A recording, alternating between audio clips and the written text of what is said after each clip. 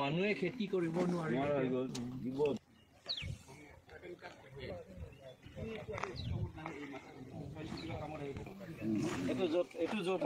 ব্ৰিটিছদিনাখন সময়ত যেতিয়া আমাৰ চাহটো ভালকৈ জানে কয়লাৰীটো তাতে আছিলে, কয়লাৰী বুলি কোৱাটো তাতেহে আনিছিলে। কিন্তু এতিয়া এইফালৰ পৰা গৈ তাতেতো বহুত দ হৈ গ'লতো, ৰেপচন আছে তাতে, কিন্তু সেইটো বন্ধ কৰিলে এতিয়া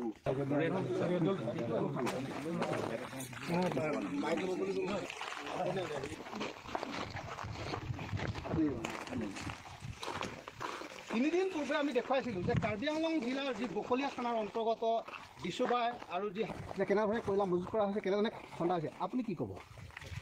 অসমত তাৰমানে কয়লাৰ যিখন কলা সাম্ৰাজ্য চলি আছে সেই সম্পৰ্কত আমি উমৰাংচুৰ কয়লা সাম্ৰাজ্যখন চালোঁ। মৃদু মাৰ্ঘেৰিটা আৰু আমাৰ দিহিং পাটকা সংৰক্ষিত বনাঞ্চলত চলি থকা কলা সাম্ৰাজ্যখনৰ বিষয়ে আমি জানোৱেই। আজি কাৰ্বি আংলঙলৈ আহিলোঁ। কাৰ্বি আংলঙত আমি অল পাৰ্টি হিলছ লিডাৰ কনফাৰেন্সৰ মুৰব্বী জন ইংতি কাঠাৰ ডাঙৰীয়া মোৰ লগত আছে, তেখেতকো আমি ক'লোঁ আমি যুটীয়াভাৱে দুটা দলৰ পৰা আহিছোঁ চাবলৈ, আৰু প্ৰকৃতিৰ ধ্বংস আমি চকুৰে দেখিছোঁ। আপোনালোকে কেমেৰাটো ঘূৰাই দিয়কচোন, জুই জ্বলি আছে চব, কয়লাত নিজে নিজে জুই জ্বলি গৈছে। তাৰমানে কিমান ভয়াৱহ অৱস্থা। আমি ইয়াৰ পূৰ্বে যিবোৰ ঠাই চাবলৈ গ'লোঁ সেই ঠাইবোৰ ভয়াৱহ। পাহাৰৰ পিছত পাহাৰ ধ্বংস কৰি পেলোৱা হৈছে। সিংহাসন পাহাৰ, ঐতিহাসিক পাহাৰ, সিংহাসন পাহাৰ এলেকাৰ বিশাল এৰিয়া, বিশাল অঞ্চল সকলো প্ৰকৃতি ধ্বংস কৰি পেলোৱা হ'ল। এজোপা গছ গছনি নাই, পাহাৰ খান্দি শেষ কৰি দিয়া হৈছে। মানে আশ্চৰ্যজনক কথা এইটোৱেই যে পৃথিৱীত কোনোবাই বাৰু শুনিছেনে ক'ৰবাত কোনোবা এখন সুসভ্য দেশত চৰকাৰৰ পৃষ্ঠপোষকতাত, চৰকাৰখনৰ পৃষ্ঠপোষকতাত, প্ৰত্যক্ষ পৃষ্ঠপোষকতাত দিছপুৰৰ পৰা এই প্ৰকৃতি ধ্বংসৰ নিয়ন্ত্ৰণ চলি আছে, এই কয়লাৰ কলা সাম্ৰাজ্যখন চলাই থকা হৈছে। আমাৰ মুকলিমূৰীয়া দুটা প্ৰশ্ন।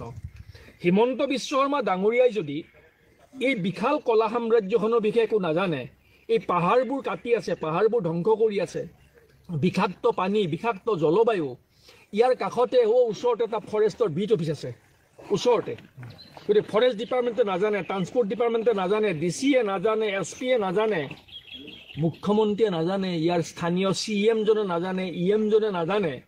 কিমান অদক্ষ মানুহে আমাৰ অসমখন শাসন কৰি আছে। মুখ্যমন্ত্ৰী ডাঙৰীয়াক মোৰ মুকলি প্ৰত্যাহ্বান। প্ৰথম প্ৰশ্ন, মুখ্যমন্ত্ৰী ডাঙৰীয়াই যদি সঁচাকৈয়ে নাজানে এইবোৰ যে চলি আছে ৰাজ্যখনত, তেখেতৰ ৰাজ্যত, তেখেত অদক্ষ, অকৰ্মণ্য, তেখেতে পদত্যাগ কৰিব লাগে। আৰু যদি তেখেতে জানে তেতিয়াহ'লে তেখেতে পৃষ্ঠপোষকতা কৰি আছে। ইয়াৰ কোনোবা এটা সত্য হয়, কোনটো সত্যটো মুখ্যমন্ত্ৰীয়ে ক'ব পাৰিব। আমি এই অভিযান অব্যাহত ৰাখিম। ইতিমধ্যে আমি যোৱা প্ৰায় 15 সুপ্ৰিম কোৰ্টত ৰুলিং আছে, ট্ৰাইবেল এৰিয়াটো মাটিটো ট্ৰাইবেলসকলৰ হয়, আৰু মাটিৰ তলত যি আছে সেইটো ট্ৰাইবেল মানুহৰ হয়, এইটো বুলি কৈছে। আৰু 6 schedule paragraph 3 clause 1 sub clause A লিখা আছে, কয়লা বা অন্য বস্তু খনিজ মাইনিং যদি কৰিব খোজে ৰুল বনাব লাগে, আইন বনাব লাগে বুলি তাত লিখা আছে। মই দাবী কৰোঁ যে আমাৰ কাউন্সিলে, কাৰ্বি আংলং অট'নমাছ কাউন্সিলে এই আইন, প্ৰচিডিউৰ, প্লেন, এই গোটেইখিনি এনভাইৰনমেণ্ট কথা চাই পেলাই মানুহৰ ছেফটি, মাইনাৰসকলৰ ছেফটি, এই গোটেইখিনি চাই পেলাই তেওঁলোকে আইন বনাব লাগে আগতে। আৰু আইন নবনোৱালৈকে এই mining without any rules, without any procedure, without any precaution, without any safety measures এইটো বন্ধ কৰিব লাগে, ইমিডিয়েটলি বন্ধ কৰিব লাগে বুলি আমি APHLC ফালৰ পৰা, আমি অপজিশ্যন পাৰ্টিৰ ফালৰ পৰা আমি দাবী জনাইছোঁ। ইয়াত প্ৰত্যক্ষভাৱে জড়িত কোন হ'ব পাৰে? এইটো জড়িত মইতো ভাবোঁ এইটোতো আমাৰ গভৰ্ণমেণ্ট, আমাৰ চিফ মিনিষ্টাৰ জড়িত আছে। কাৰণ আমাৰ ইয়াত তুলিৰাম ৰংহাঙে চিফ মিনিষ্টাৰ যি কয় সেইটোহে কৰে, আৰু চিফ মিনিষ্টাৰৰ পৰা পাৰ্মিশ্যন নাপালে একো নকৰে তেওঁ। সেইকাৰণেতো চিফ মিনিষ্টাৰে কৰি আছে, ইলিগেল কাম কৰি আছে। আমি ৰাইজে কৈছে, এতিয়া গাঁৱৰ মানুহবিলাকে এতিয়া তেওঁলোকে খেতি কৰিবলৈ জেগাও নাপায়, ঝুম খেতি কৰিবলৈ গোটেইখিনি মাটি নষ্ট কৰি থৈছে।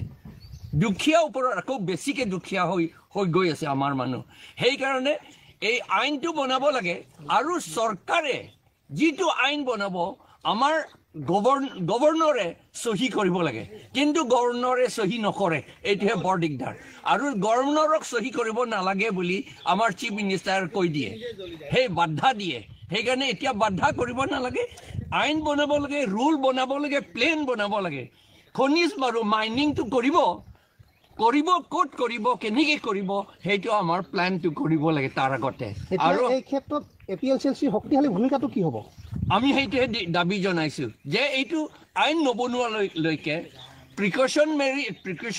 প্ৰিকশ্যনেৰী মেজাৰ্ছ নোহোৱালৈকে প্লেন বনোৱালৈকে তেওঁলোকে এই মাইনিংটো বন্ধ কৰিব লাগে এই অতিৰিক্তভাৱে এটা কথা মই কৈ থওঁ যে যোৱা অবৈধ মাইনিংটো বন্ধ হ'ব লাগে একে সময়তে এই অবৈধ মাইনিং যিসকলে চলাইছিল যাৰ পৃষ্ঠপোষকতাত চলিছিল তেওঁলোকক তাৎক্ষণিকভাৱে গ্ৰেপ্তাৰ কৰিব লাগে তেওঁলোকৰ বিৰুদ্ধে আইনগতভাৱে গোচৰ ৰুজু কৰিব লাগে আৰু গোচৰ ৰুজু কৰি তেওঁলোকৰ বিৰুদ্ধে আইনগত ব্যৱস্থা গ্ৰহণ কৰি গ্ৰেপ্তাৰ কৰিব তাৎক্ষণিকভাৱে এই অবৈধ সামগ্ৰীসমূহ যোনে ক্ৰয় কৰিছিল চিমেণ্ট কোম্পানীবোৰে ক্ৰয় কৰে ডালমিয়া চিমেণ্ট টপচন চিমেণ্ট বিনয় চিমেণ্ট ষ্টাৰ চিমেণ্ট এই চিমেণ্ট কোম্পানীবোৰে এইবোৰ অবৈধ কয়লা ক্ৰয় কৰে বিভিন্ন ডাঙৰ ব্ৰিক্স ফিল্ডবিলাকে এইবোৰ অবৈধ কয়লা ক্ৰয় কৰে তেওঁলোকৰ বিৰুদ্ধে ব্যৱস্থা গ্ৰহণ কৰিব লাগে কাৰণ তেওঁলোকে GST ফাঁকি দিছে তেওঁলোকে সামগ্ৰীবোৰ চৰকাৰৰ ৰাজহ ফাঁকি দিছে এই অবৈধ কয়লা ক্ৰয় কৰি এই অবৈধ কয়লাবোৰ সৰবৰাহ হওঁতে ট্ৰেফিক ৰুল ভাইলেট কৰি অভাৰলোডিঙেৰে অবৈধ কয়লা ৰাস্তাতে সৰবৰাহ হওঁতে